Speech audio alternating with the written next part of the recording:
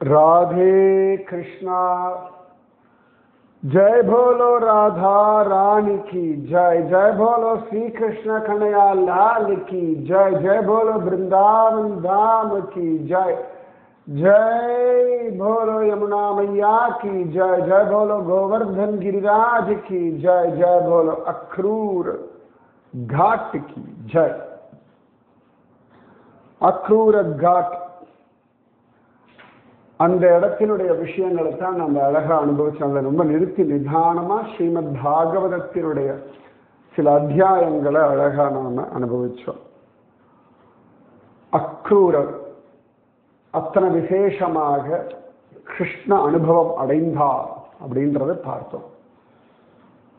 இதே அக்ரூர காட்ல தான் நந்தகோபர் கோபிகைகள் இவர்கள் எல்லாருக்கும் வைகுண்ட தரிசனம் கிடைச்சது அப்படின்னு சொன்னேன்.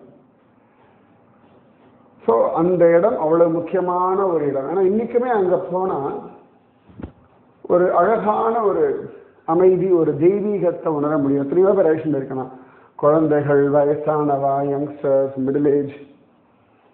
ஸோ எல்லாருக்குமே ரொம்ப அழகா ஒரு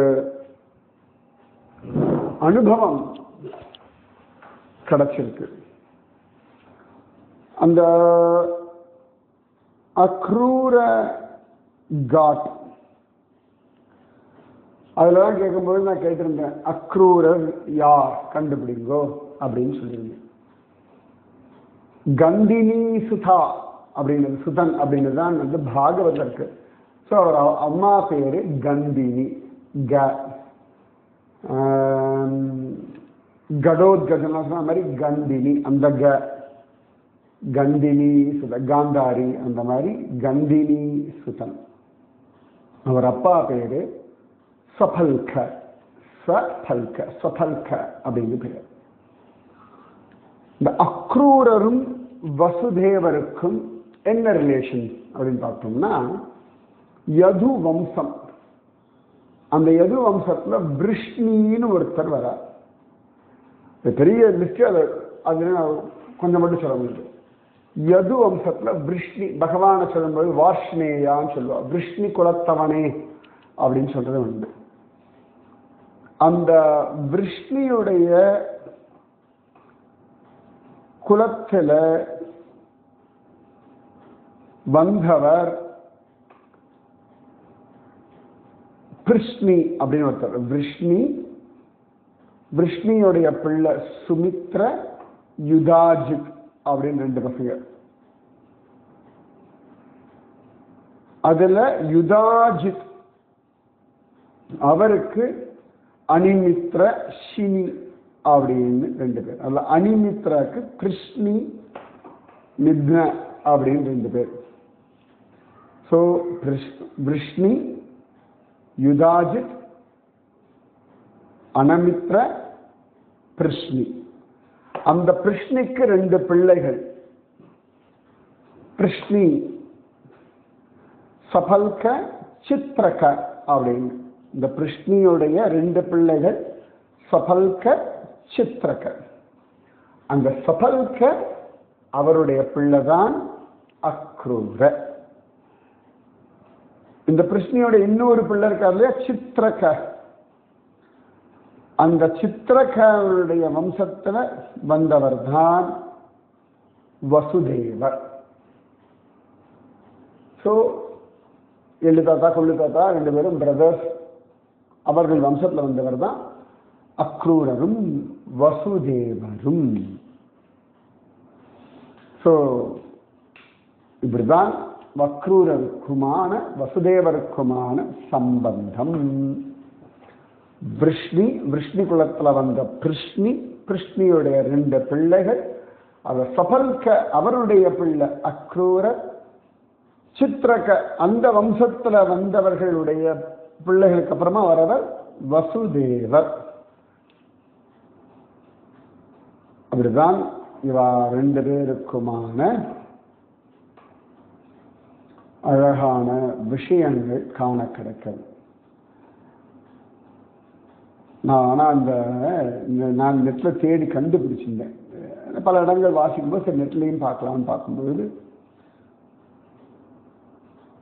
இந்த பாகவத புராணப்படி என்னென்னலாம் யது வம்சம் அப்படின்னு சொல்லி காண கிடைக்கிறது. நீங்க வேணா கேடுங்க. இப்படிதான் அக்ரூரர் பரமபக்தர். அதான் தாத்தா அப்பா அப்பா அப்பா அப்பா அப்படின்னு கண்ணன் கூப்பிடுறேன். மரியாதையா கூப்பிடுறது உண்டு, அப்பா அப்படின்னு சொல்லுவோம் இல்லையா, அந்த மாதிரி. இப்படிதான் அக்ரூரர் வசுதேவர் விஷயம்.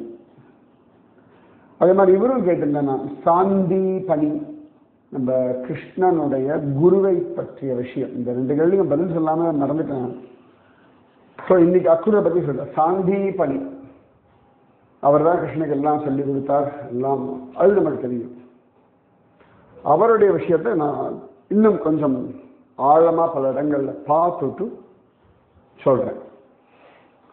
அது வந்து தெரியும், பட் இருந்தாலும் இன்னும் டீட்டெயில்டாக நான் தேடிட்டு அழகாக சொல்றேன்.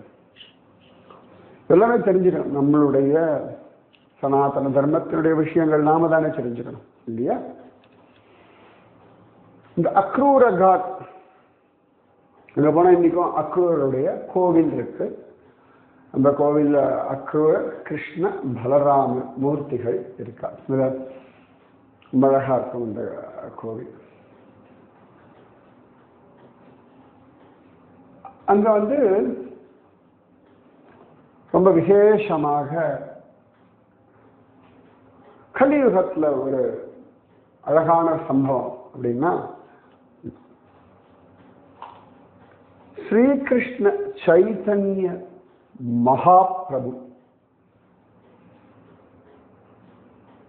மகாபிரபு தான் பிருந்தாவனத்தினுடைய பல விஷயங்களை பிரகடனப்படுத்தினவர்.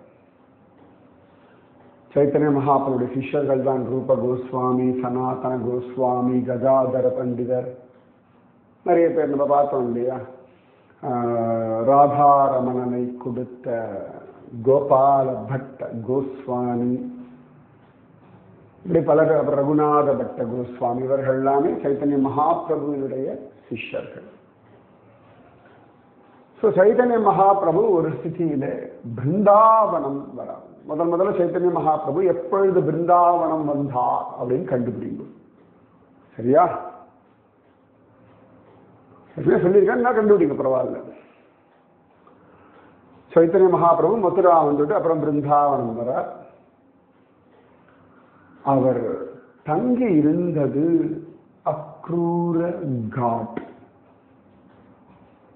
அங்கதான் தங்கி இருந்தார் அப்படின்னு காண கிடைக்க. இந்த அக்ரூர விஷயம் 2 விஷயம் ஞாபகம் வருது. ஸ்ரீகிருஷ்ண சைத்தன்ய மகாபிரபுவுக்கு ஒருத்தர் சந்நியாச ஆசிரமத்தை, அவருக்கு சன்னியாசி ஆகிறதுக்கான அந்த சந்நியாசிரம ஸ்வீகரணம் பண்றதுக்கு ஒரு குரு இருந்தார். அது யாரும் கண்டுபிடிக்கிறீங்களா? சைத்தன்ய மகாபிரபுக்கு சந்நியாசம் கொடுத்தவர் யார் அப்படின்னு கண்டுபிடிங்க. அந்த கொடுத்தவரை பத்தி சொல்லும் பொழுது சைத்தன்ய சரிதாமிர்தத்துல 2 இடங்கள்ல 2 பேர் வித்தியாசமா சொல்றா. ஒரு சிலருடைய அபிப்பிராயம் சைத்தன்ய மகாபிரபுவுக்கு சந்நியாசம் கொடுத்தவர் யார் அப்படின்னா, கிருஷ்ணாவதாரத்துல கிருஷ்ணனுடைய குருவாயிருந்த சாந்தீபனிதான் கிருஷ்ணன் சைத்தன்ய மகாபிரபு. அதனால அவர் கிருஷ்ணனுக்கு சந்நியாசம் கொடுப்பதற்காக மீண்டும் இந்த சந்நியாசியாக வந்தார் அப்படின்னு. சில இடங்கள்ல எந்த அக்ரூரர் கிருஷ்ணன் அழிச்சுட்டு போனாரோ அந்த அக்ரூரரே திரும்பவும் சந்நியாசியாக வந்து சைத்தன்ய மகாபிரபுவுக்கு சந்நியாசியாக அங்க பட்டம் கொடுத்தார் அப்படின்னு. ஸோ சாந்தீபனி முனிவரோ அல்லது அக்ரூரோ தான் சைத்தன்ய மகாபிரபுவுக்கு சந்நியாச ஆசிரம அந்த பட்டத்தை, அந்த நிகழ்ச்சியை நடத்தினார்கள். ஸோ இப்படி கண்டுபிடிக்க வேண்டும் சைத்தன்ய மகாபிரபுவுக்கு சந்நியாசம் கொடுத்தவர் யார்? ஒன்று, சைத்தன்ய மகாபிரபு எந்த வருஷத்துல ஸ்ரீ பிருந்தாவனம் வந்தார்? 2. ஓகேவா? இந்த சைத்தன்ய மகாபிரபு அக்ரூர காட் அங்கதான் தங்கிட்டு இருந்தார். அங்க தங்கிட்டு அங்கிருந்து நடந்து போய் ஸ்ரீ பிருந்தாவனத்தை பரிக்கிரமா பண்ணுவார். அப்படி பரிக்கிரமா பண்ணும் பொழுதுதான் அந்த நீராசனங்கள் எல்லாம் பார்ப்பார். காளிய காட் அங்கேயும் போய் பார்ப்பார். அப்புறம் இம்லி தலா அங்கதான் உட்கார்ந்து நிறைய நேரம் நாமம் ஜபிப்பார். அப்படி நீலாசனங்கள்லாம் பார்த்துட்டு அப்படியே பிரதட்சணமா வரும்பொழுதுதான் விஸ்ராம் பட் அப்படின்னு சொல்லி நம்ம பரிக்கிரமா மார்க்கெட்ல சொல்லியிருந்தேன்னா, முராரி குப்தருடைய ஜெகநாதர்லாம் கூட அங்க இருக்காரு. இந்த ஜெகநாதன் கோவில் ஒன்று உண்டுன்னு சொன்னேன் இல்லையா, பழைய ஜெகநாதன் இருக்காங்க. அந்த ஜெகநாதனுடைய கோவிலெல்லாம் தாண்டி வந்தோடனே முராரி குப்தருடைய அந்த ஜெகநாதன் கோவில் வரும். அங்கதான் விஸ்ராம் பட்டுன்னு சைத்தன்ய மகாபிரபு அங்கதான் கொஞ்ச நாள் விஸ்ராந்தி எடுப்பார். அதன் பிறகு திரும்பவும் அக்ரூர காட் வருவார். ஸோ சைத்தன்ய மகாபிரபு பிருந்தாவன பரிக்கிரமா பண்ணும் பொழுது அவர் தங்கியிருந்த இடம் அக்ரூர காட். இன்னைக்கும் அந்த அக்ரூர காட்ல இருக்கக்கூடியவர்கள்லாம் அழகா அங்க பூஜை பண்ணக்கூடியவர்கள்லாம் சொல்லுவா. அந்த பண்டா பூஜாரி சின்ன பையன் தான் சொல்லுவார், சைத்தன்ய மகாபிரபு தங்கியிருந்தது வெறும் காடா இருந்தது. பக்கத்துல ஒரு கிராமத்துல இருந்துதான் எங்களுடைய மூதாதையர்கள் வந்து ஒரு சாது வந்திருக்கார், இங்க இருக்காருன்னு சொல்லி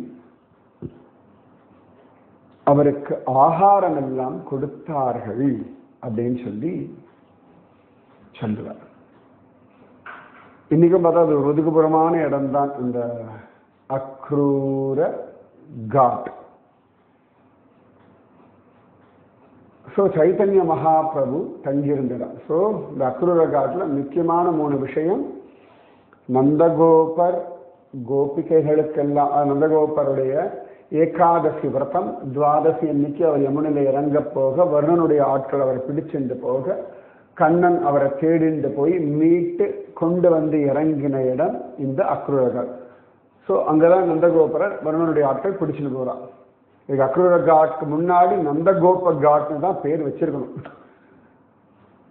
ஸோ அது முதல் சம்பவம். 2வது சம்பவம் தான் அக்ரூர காட், அக்ரூரருடைய படித்துறை. அங்கதான் இப்ப யமுனா தள்ளி போயிட்டாங்க சொல்றேன். 2வது இதாச்சு, அக்ரூரருக்கு தரிசனம் கிடைச்ச இடம். ஸோ 2 பேருக்கு வைகுண்ட ரெண்டு சமயத்துல வைகுண்ட தரிசனம் கொடுக்கப்பட்ட ஒரு இடம் இந்த அக்ரூர காட். அவ்வளவு வசதியான ஒரு இடம் இல்லையா? ஸோ அங்கதான் நம்ம ஸ்ரீகிருஷ்ண சைத்தன்ய மகாபிரபுவும் தங்கி இருந்து பிருந்தாவன பரிக்கிரமா செய்தார் அப்படின்னு காண கிடைக்கிறது.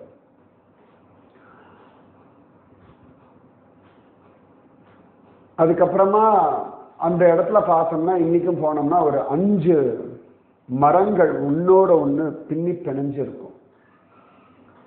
அரச மரம், வில்வ மரம், அப்புறமா ஆலமரம்,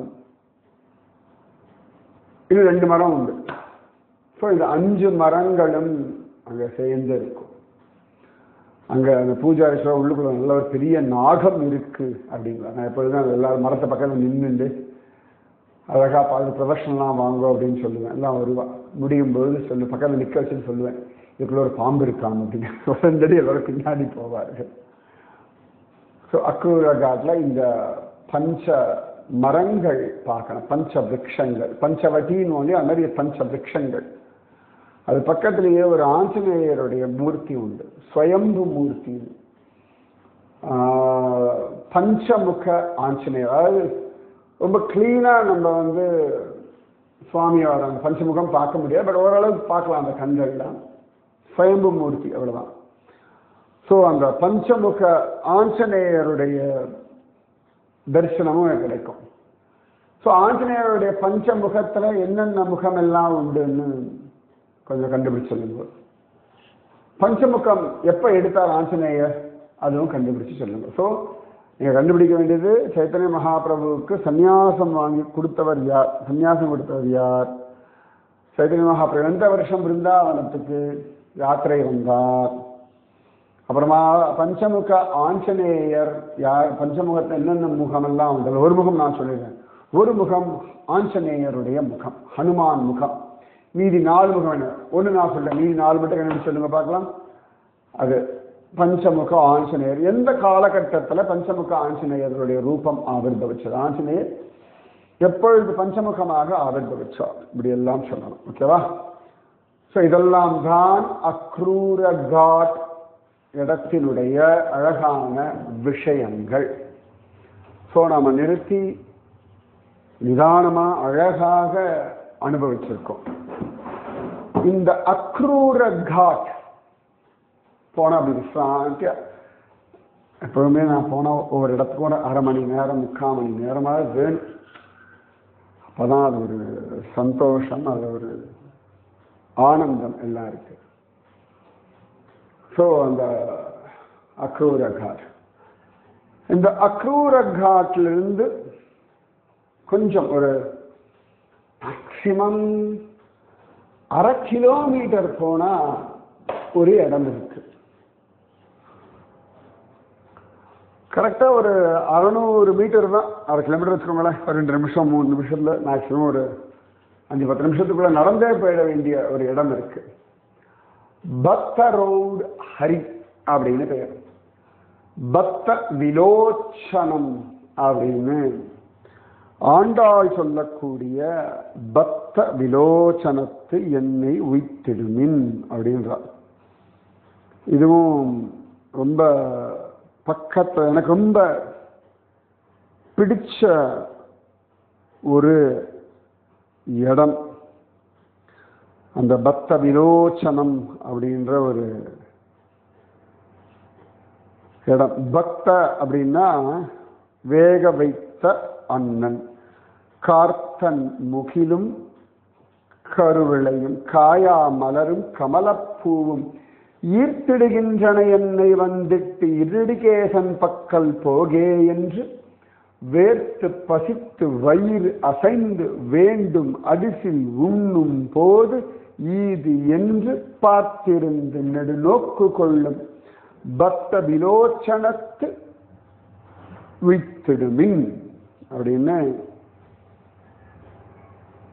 ரொம்ப அழகான ஒரு பாசுரம். ஆண்டாளுடைய அழகான ஒரு பாசுரம். என்னோட மோஸ்ட் ஃபேவரட் டெம்பிள் லிஸ்டில் எல்லாமே ஃபேவரட் தான், நீங்கள் சொல்றது புரியுது. பட் இருந்தாலும் சில ரொம்ப ஃபேவரட். அதில் ஒன்று இந்த பக்த ரோடு ஹரி, பக்த விலோச்சனம் அப்படின்றது. இந்த அக்ரூரகாட், பக்த விலோச்சனம் இதெல்லாம் நீங்கள் பிருந்தாவனத்தில் தங்கிட்டு ஒரு ஆட்டோவை பிடிச்சி அப்படி போய் ரெண்டுத்தையும் பார்த்துட்டு வந்துடலாம். அங்கே இருக்க லோக்கல் பேட்டரி கார் ஆட்டோ இதெல்லாமே போகும். பிருந்தாவனத்துலேருந்து அப்படியே வந்துடலாம். நான் சொன்னேன் 4-5 கிலோமீட்டர் தான் இருக்கும். அழகாக வந்து பார்த்துட்டு ரெண்டுத்தையும் ஒன்றா பார்த்துடலாம். பக்த விலோச்சனமும் அக்ரூர விஷயமும். ஸோ இந்த பக்த விலோச்சன விஷயம் நான் நாளைக்கு சொல்கிறேன். அது ஒரு அழகான விஷயம் ஸ்ரீமத் பாகவதத்தில். சரியா? ராதே கிருஷ்ணா, ராதே கிருஷ்ணா, கிருஷ்ணா ராதே, ராதே கிருஷ்ணா, கிருஷ்ணா ராதே, ராதே கிருஷ்ணா, கிருஷ்ணா ராதே, ராதே கிருஷ்ணா, கிருஷ்ணா राधे। जय बोलो राधा रानी की जय, जय बोलो श्री कृष्ण कन्हैया लाल की जय, जय बोलो वृंदावन धाम की जय, जय बोलो यमुना मैया की जय, जय बोलो अक्रूर महाराज की जय, जय बोलो आज की आशीर्वाद की जय। राधे कृष्णा।